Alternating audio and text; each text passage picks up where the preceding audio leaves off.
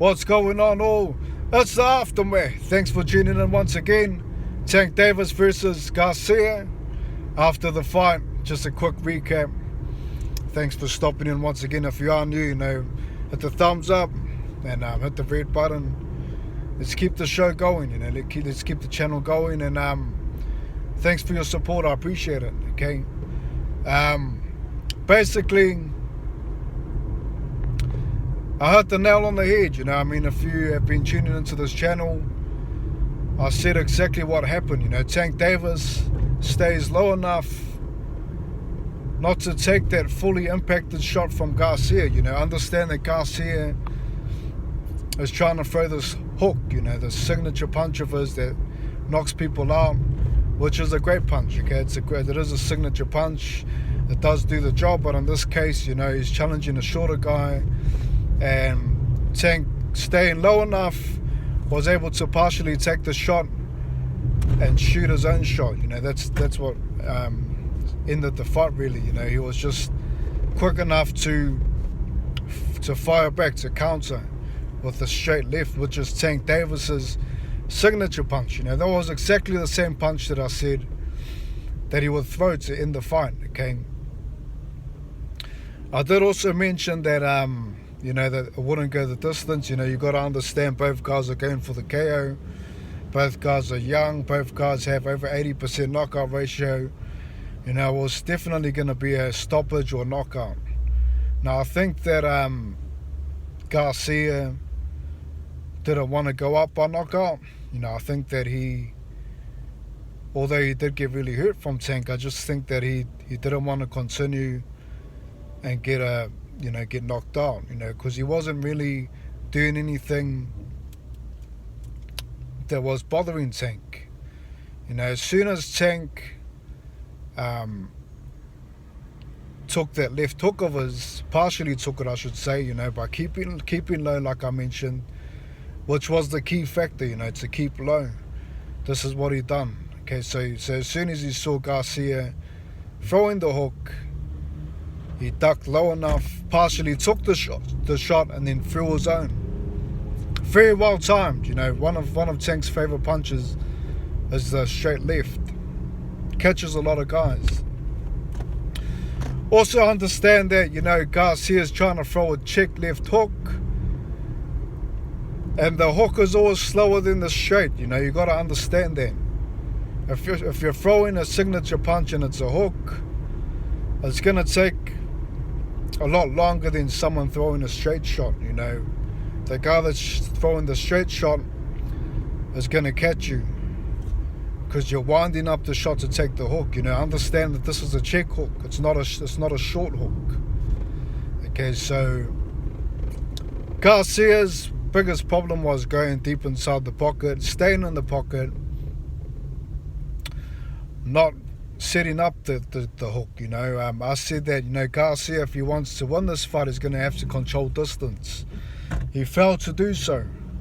He went up to a guy that has a heavy punch in him, and he stayed deep inside the pocket, being too predictable, being too dependent on the hook, not really throwing jabs.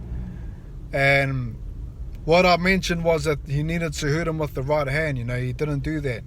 He fought late in the fight, but then, it was a bit too late. By then he had already been knocked down. He already been losing the fight, and Garcia was already getting hurt. You could see him turning a lot. You could see him with the high guard after the first knockout.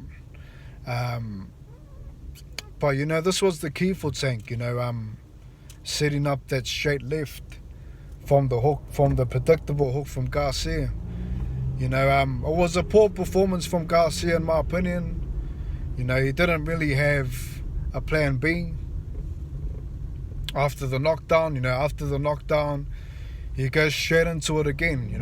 Trying to charge forward against a guy that just knocked him down from the same mistake that he made, in the 7th. Okay, so he didn't really have a plan B. His plan was really just to rush Tank and try to throw a hook that was meant to have distance on it. He was too deep in the pocket Tank was too smart. He knew that he needed to stay low.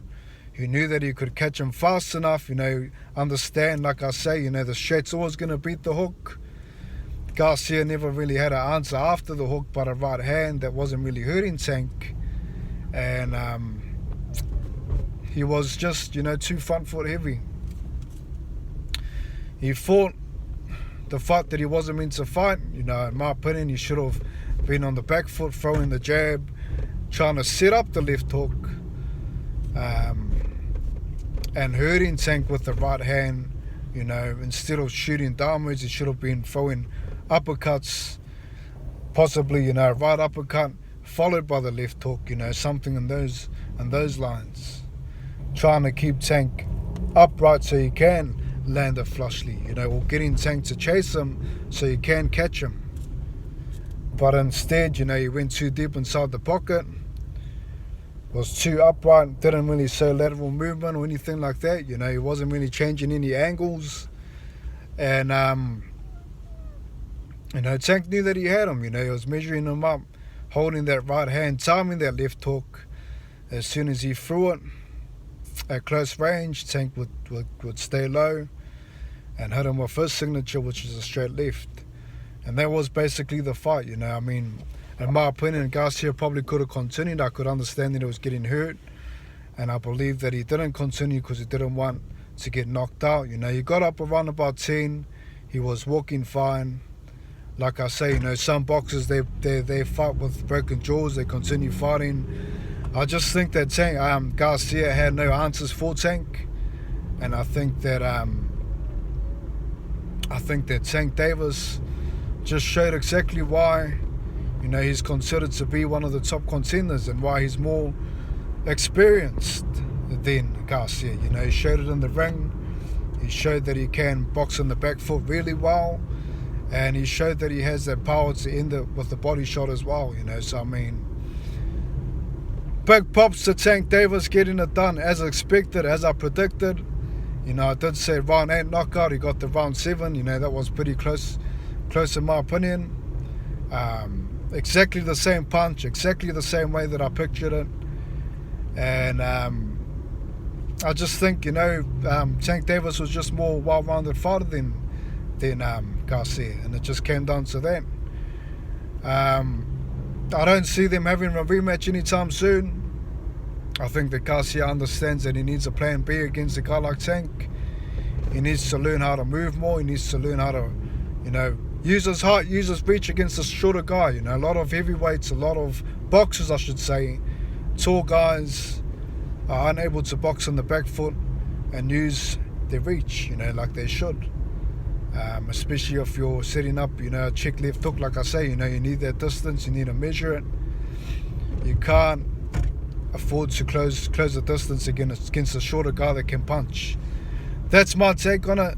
Great performance from Tank Davis as expected, and hopefully he challenges the top guys. Hopefully we see him against someone in the top 5, top 3. Okay, let's see Tank versus Haney or Loma. Let's see Tank versus Shakur.